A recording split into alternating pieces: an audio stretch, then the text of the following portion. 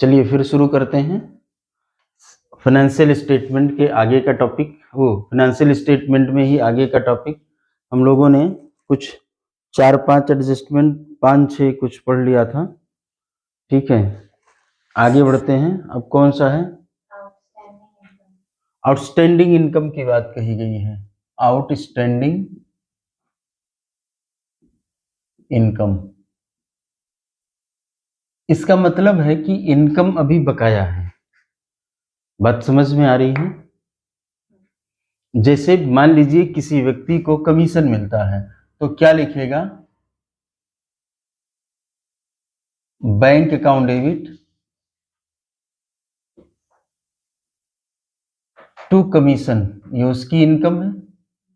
कितने से? सपोज करिए 10,000 से। ऐसा वो 11 बार लिखते हुए गया तो कमीशन में उसको 11 महीने की इनकम 1,10,000 मिल चुकी है। बात समझ में आ रही? मार्च महीने का काम तो उसने कर दिया है, लेकिन अभी उसको पैसा नहीं मिला है। इसी को क्या कहते हैं? Outstanding income. इनकम अभी बकाया है। आउटस्टैंडिंग इनकम, इनकम अभी बकाया है। तो हमने कहा वो 10,000 उसे मिलना है। क्या मिलना है बोलो? कमीशन। कमीशन 10,000 मिलना है। रुपीज कमीशन आउटस्टैंडिंग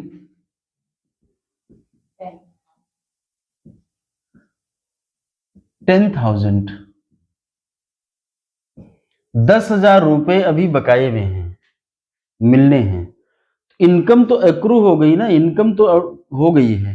तो इनकम जब होती है तो उसे क्रेडिट करते हैं। मैंने अभी पिछली क्लास में बताया था, जो हो जाता है डुअल एस्पेक्ट है। एक एस्पेक्ट सोच रहे हैं ना, कमीशन। कमीशन तो अर्न हो गया, इस वजह से कमीशन को क्रेडिट कर लेंगे। हम लिखेंगे टू कमीशन। कितने से? 10,000 से। इस जगह पर हम आएंगे और प्लस कर लेंगे 10,000।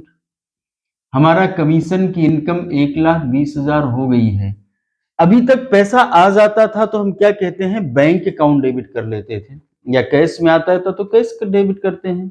लेकिन अगर नहीं आया है तो आउटस्टैंडिंग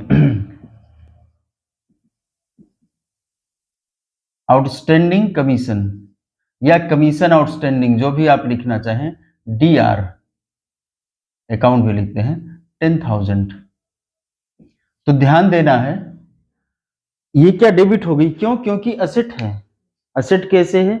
अभी मिलना है। I have right to received ₹10,000 from anyone. तो असेट मेरे पास रिसीव करने का राइट आ गया, मतलब वो मेरा है 10,000 रुपए, उस पर मेरा अधिकार है। और अगर मेरे पास उसका अधिकार है तो वही तो मेरी एसेट है, वो हमारी अपनी है। जो अपना है वही एसेट है।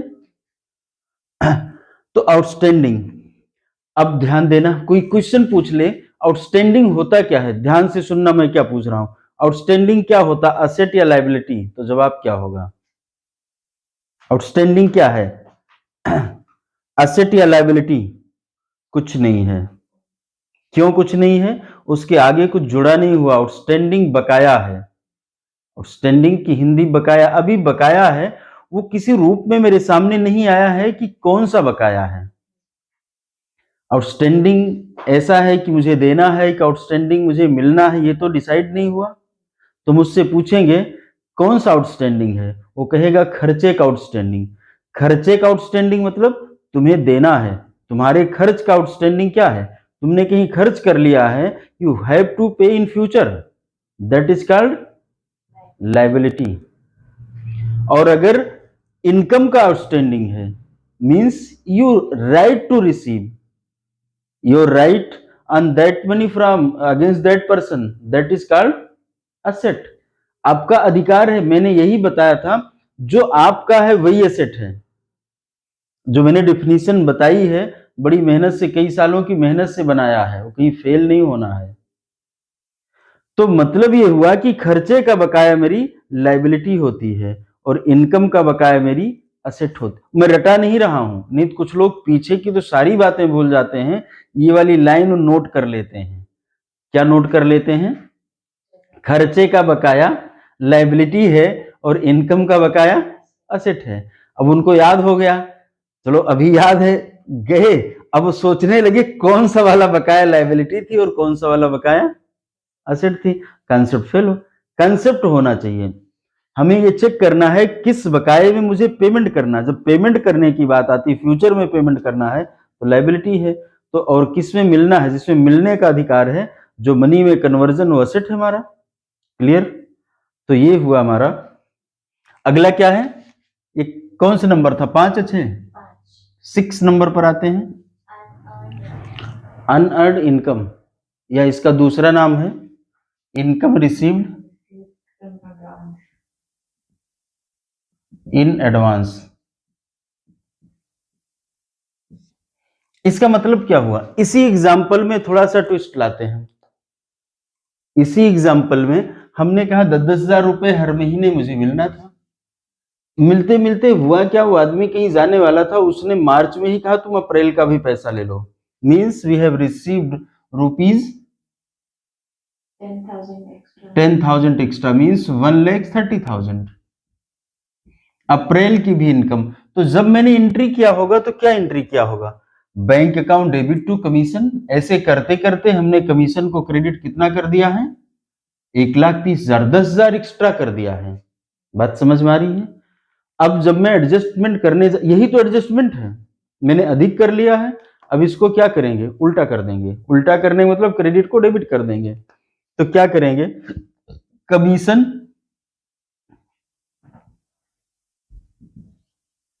Account debit 10,000 to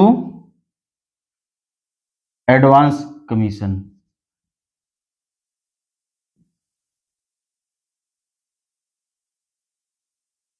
$10,000। ठीक। तो देखो यहां से क्या हुआ, कमीशन में से माइनस करेंगे और कहां दिखाएंगे इसको? लायबिलिटी साइड में। यहां पर क्या था?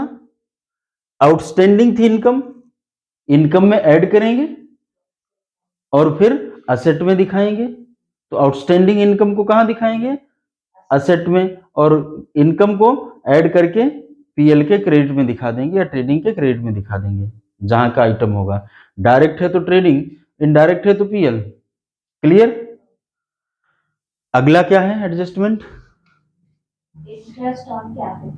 Interest on capital. मान लीजिए ये है हमारा 1,000 रुपए, तो हम लोगों ने पढ़ा था, क्या पढ़ा था? इसको जर्नल एंट्री करते हुए पढ़ लिया था। इंटरेस्ट ऑन कैपिटल फर्म के लिए क्या है? खर्च है। तो हम कहते हैं interest on capital account debit 1,000 और टू बैंक। वाह गजब, क्या एंट्री मारा है! To bank. मैंने पढ़ाया था कि अगर अकाउंटेंट, मैंने एग्जाम्पल दिया था, अगर अकाउंटेंट जाएगा और मालिक से कहेगा कि लो अपना इंटरेस्ट ले लो, मैंने एग्जाम्पल इसीलिए दिया था और हंसी मजाक की एग्जाम्पल इसीलिए ऐड करते हैं, तो वो निकाल देगा उसको। कतई बैंक में नहीं किया जाता है, पढ़ना ध्यान से जरूरी होता है। टू कैपिटल, उसकी कैपिटल में हम जोड़ देते हैं, जब उसे निकालना होगा तो पैसा निकाल लेगा तो हम ड्राइंग की एंट्री कर देंगे। ठीक है? क्लियर है ना? शायद मेरा डायलॉग याद होगा आप लोगों को, यही मैंने पढ़ाया था, पीछे की क्लास पढ़ के देख लेना। 8 नंबर पर हम आएंगे इंटरेस्ट ऑन ड्राइंग। ये इंटरेस्ट ऑन कैपिटल था। जो गलतियां लोग नॉर्मल करते हैं वही करते रहोगे, फिर फायदा क्या है? इंटरेस्ट ऑन ड्राइंग, इसका मतलब है कि क्लास सीरियस नहीं ली जाती है, बस पढ़ लिया भूल गए। इंटरेस्ट ऑन ड्राइंग सपोज करिए 500 रुपए है, ये फर्म के लिए क्या है? अच्छी बात है, प्रॉफिट है। ये लिखता है टू इंटरेस्ट ऑन ड्राइंग। ठीक है? टू इंटरेस्ट ऑन ड्राइंग कितना है? 500 रुपए। और डेबिट क्या करेंगे? कैपिटल। कैपिटल भी कर सकते हैं और ड्राइंग भी कर सकते हैं। बुक में जो भी लिखा एक्सेप्ट कर लो। इसे नॉर्मली मुझे लगता है कैपिटल ही लिखा होगा। ये जो हम पार्टनरशिप वगैरह पढ़ने जाते हैं तब वहां अगर ड्राइंग अकाउंट बना होता है तो ड्राइंग में करते हैं, और कैपिटल बना होता है तो मतलब कैपिटल तो बना ही होता है तो कैपिटल में कर देते हैं, या करंट अकाउंट बना होता है तो करंट में करते हैं। इसलिए जो है यहाँ पर हमने इसको कैपिटल डेबिट किया। चूंकि जब हम ड्राइंग पर इंटरेस्ट देते हैं तो क्या होगा? ड्राइंग बढ़ेगी, और अगर ड्राइंग बढ़ती है तो कैपिटल डिक्रीज होगी। ड्राइंग जितना पैसा निकालेगा मालिक उतना ही उसकी कैपिटल डिक्रीज होती जाती है। बात समझ में आ रही है? कोई और एडजस्टमेंट है अभी इलस्ट्रेशन के पहले? Interest on loan. Interest on loan, हाँ ये तो हमने आपके बुक में देखा था। कुछ कहना है हमको इसके बारे में? बाकी अपने टीचर से पूछ लेना।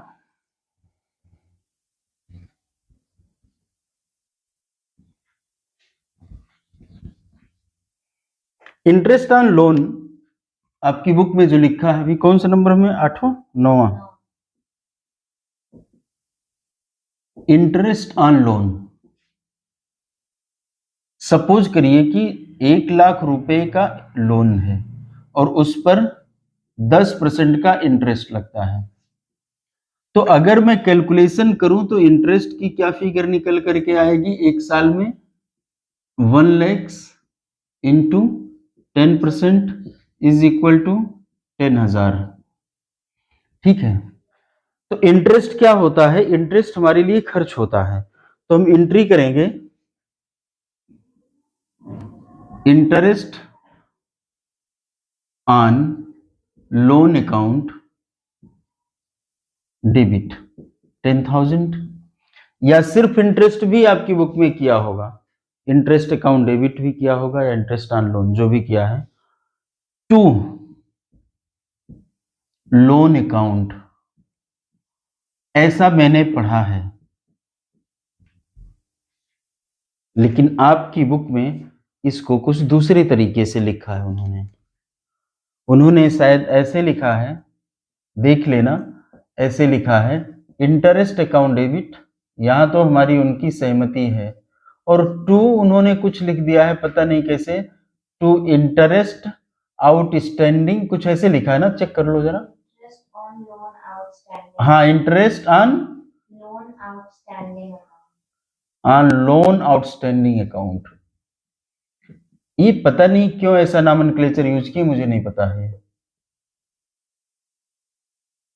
हम लोग जब कैपिटल अकाउंट में भी देखे थे सब ऐसे ही देखा है, वो लोन की वैल्यू बढ़ाता, जो इंटरेस्ट होता है वो हमारे लोन को इंक्रीज करता है। बात समझ में आ रही ना?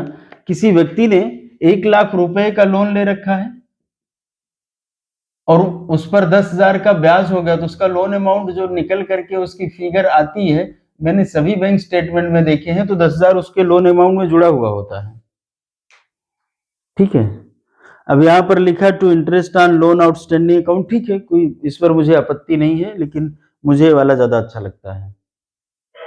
मैंने बता तो इसलिए दिया कि ऐसा ना लगे कि नहीं मैं बुक देखने के बाद अब बता रहा हूँ, तो ये आपकी बुक में लिखा हुआ है।